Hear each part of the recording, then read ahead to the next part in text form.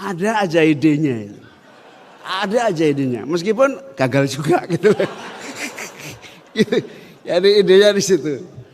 Sekarang Nusron ini satu-satunya tokoh NU yang paling aktif di habaib.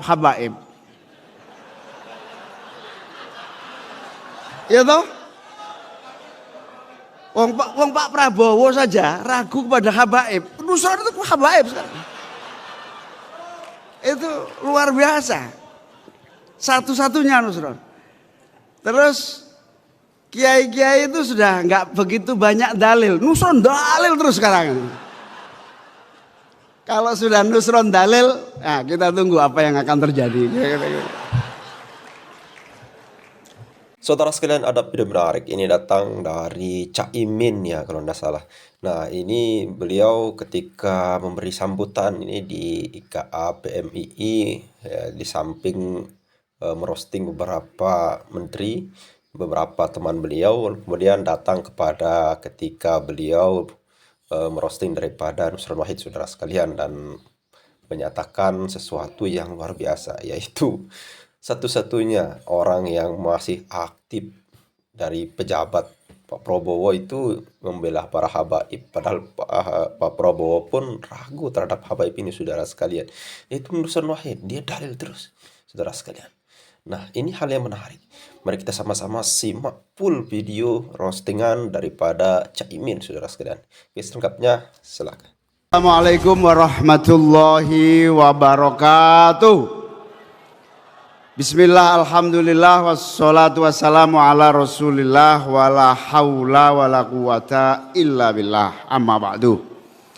Yang saya muliakan, saya banggakan, saya cintai para senior-senior, Bang Idrus Marham. Tepuk tangan untuk Bang Idrus Marham, Ketua Basnas, Profesor Dr. Nur Rahmat, Bang Andi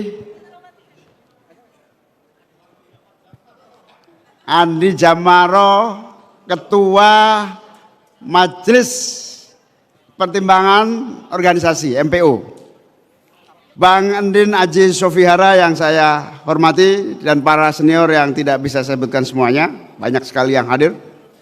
Yang saya banggakan Ketua Umum, Pak Nazaruddin Umar, Menteri Agama Republik Indonesia. Luar biasa Pak Nazar ini. Pak Nazar ini menteri pemerintah, malah mengingatkan soal lingkungan hidup. Ada ulama yang malah menganggap lingkungan hidup nggak terlalu penting.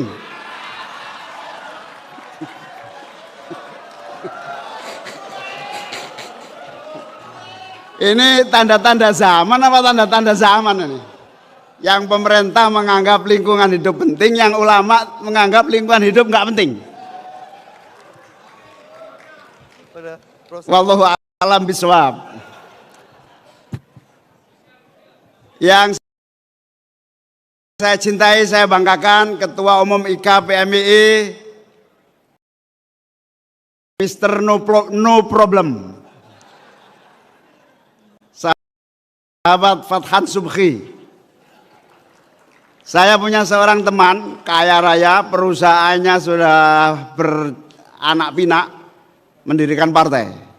Saya bilang, ngapain? Pasti nggak lolos parliamentary threshold. Nggak mudah.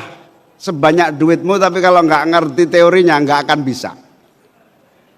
Bener, sekali pemilu gagal, 2 kali pemilu gagal, masih terus. Saya tanya sekali lagi, ngapain buang-buang duit? Ikut PKB aja, saya bilang. Ternyata dia jujur. Wong saya cuma pingin dipanggil ketum.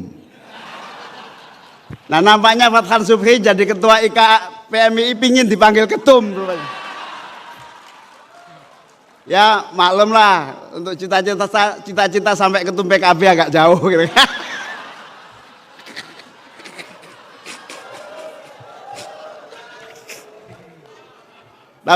Tapi Bang Idrus, salah satu cara sukses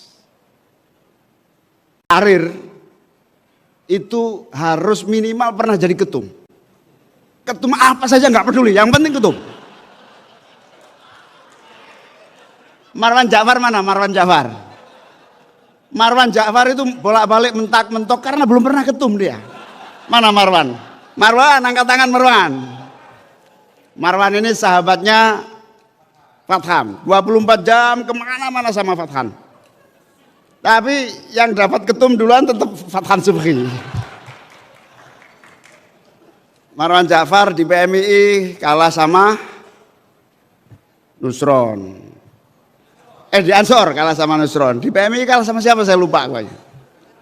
Ya sudahlah. Yang penting ketua umum tepuk tangan untuk sahabat Fathan Subhi. Tapi satu hal, saya bilang sama sahabat Fathan, saya akan datang di raker dan pengukuhan kalau Pak Idrus Marham datang dan Pak Andi Jamaro datang. Kalau dua senior saya nggak datang, lebih baik saya menyerahkan piala padel malam ini. Saya ninggalin acara penyerahan piala padel, kompetisi padel. Alhamdulillah Bang Idrus datang, karena Bang Idrus ini penasihat utama Ketua Umum PKB meskipun seorang Golkar. Bang Idrus itu ketika saya ke pojok gitu, ke pojok seperti ada busur panah yang sudah hampir menusuk dada saya, Bang Idrus bilang, memang berat, tapi kuncinya cuma satu, barisan harus semakin kuat dan kokoh ke dalam. Wah gitu. Itu saya tanya, ini teori Idrus Marham atau teori Golkar? Saya tanya gitu. Luar biasa, tepuk tangan untuk Bang Idrus Marham. Nah kalau Bang Andi Jamaro, saya semangat datang kalau ada Bang Andi, karena saya nggak mungkin jadi Ketua Umum PBPMI tanpa Bang Andi Jamaro. Beliaulah yang mendorong dan membimbing sehingga saya bisa mengalahkan Effendi Khairi sampai hari ini.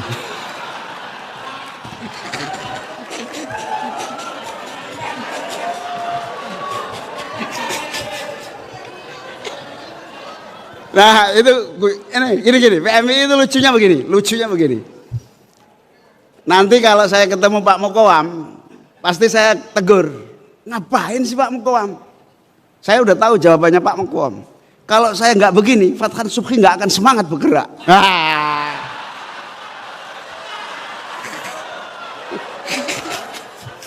Jadi jangan sampai Yahya Khalil ngomong begitu juga ya.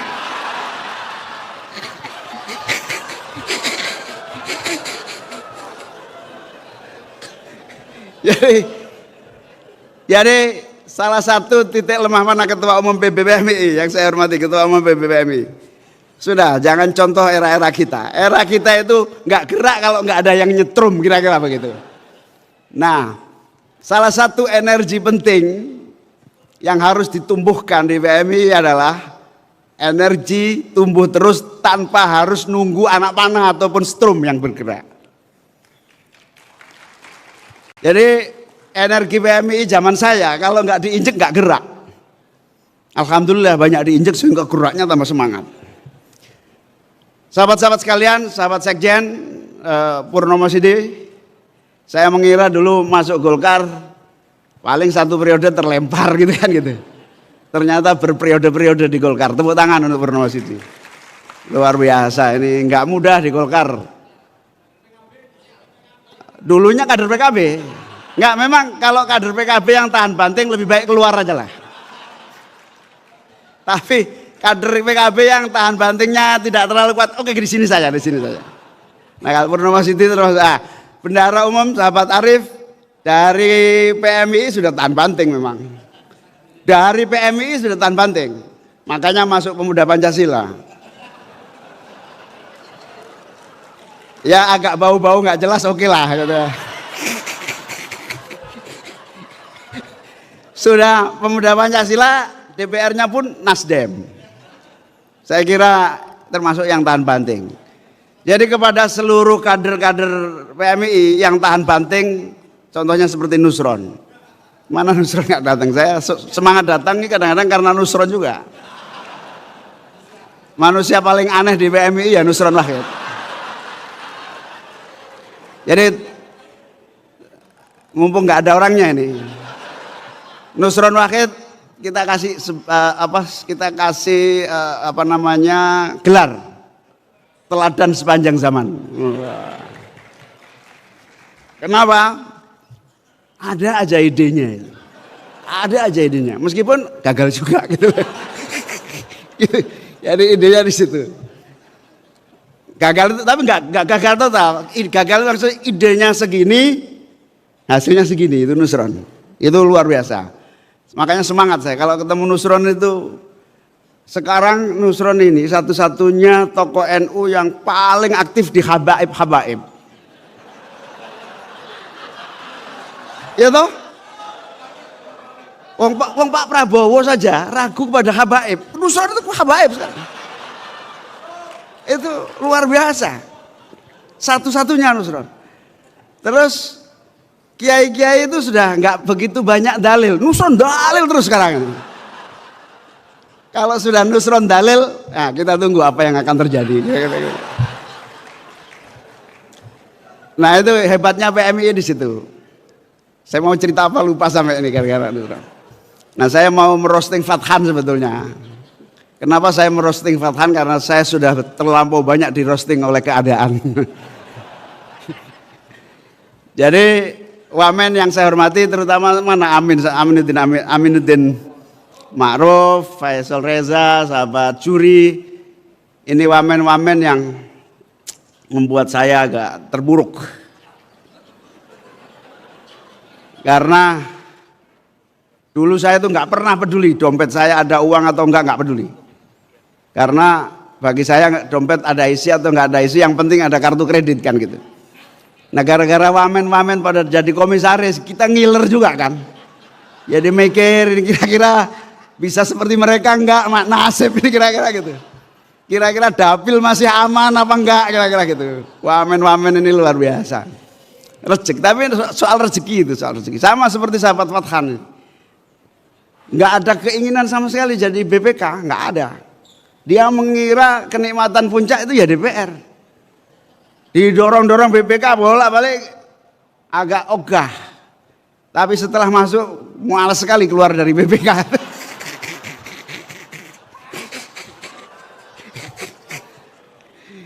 Nah wamen-wamen ini ya bikin lemes lah kira-kira wamen.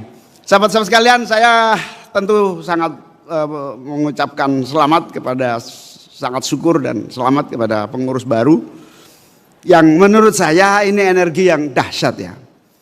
Saya 3 kali rapat terakhir dengan Pak Prabowo sebagai presiden. Yang terakhir bahkan sangat eksplisit. Pak Prabowo menyampaikan, pertama, jangan lagi percaya pada kapitalisme. Jangan lagi percaya kepada kapitalisme. Jangan lagi pernah percaya kepada trickle down effect. Itu bohong semua. Presiden ngomong gitu.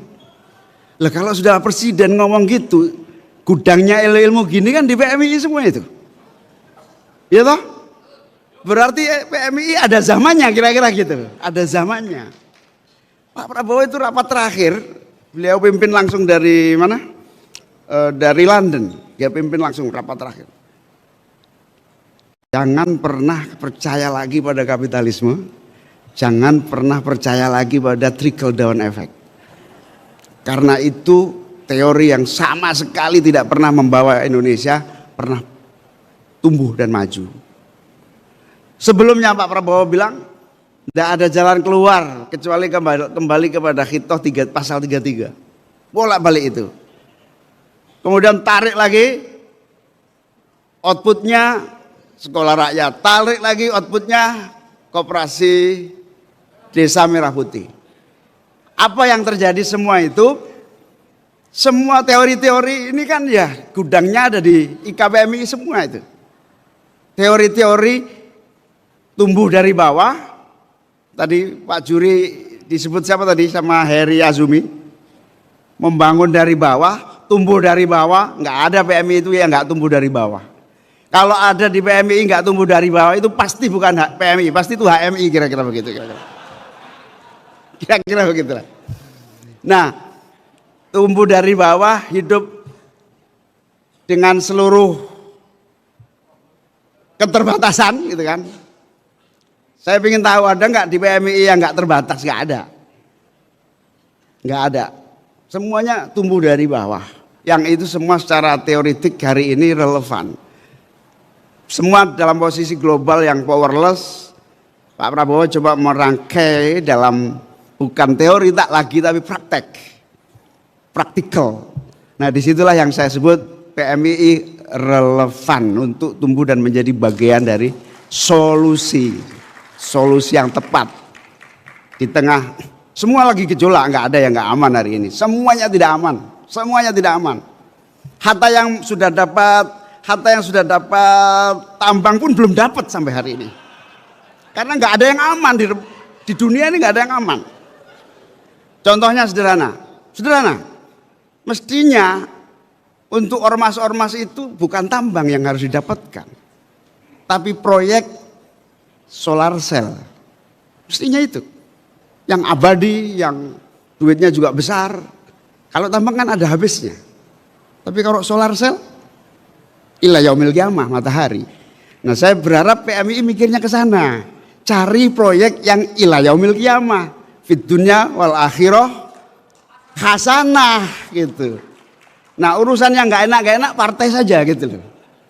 Urusan PMI itu yang fid dunya wal akhirah. Jadi kalau partai salah itu wajar, tapi kalau PMI nggak boleh salah, kira-kira begitu. Tepuk tangan untuk PMI kira-kira. Oleh karena itu relevan Pak Fathan, energinya yang luar biasa ini dari ujung ke ujung. Semua partai ada Pak Fathan. Terus terang IKPMI bisa lebih besar dari PKB ini. Karena semua partai ada di sini. PKB kan cuma partai. Jadi kamu nggak usah ketua umum PKB sudah melebihi PKB.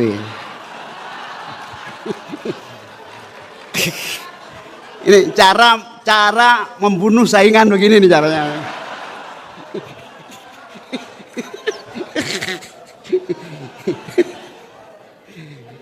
Selamat Pak Fathan dan semua sahabat-sahabat pengurus, moga-moga berkah semuanya, sukses semuanya, semua membawa kemajuan, dan saya berharap para senior juga memberikan tausiah pada malam hari ini. Oke saudara sekalian, itu ya tadi video singkat dari Caimin ya terkait dengan beberapa hal yang menarik di PMII ya.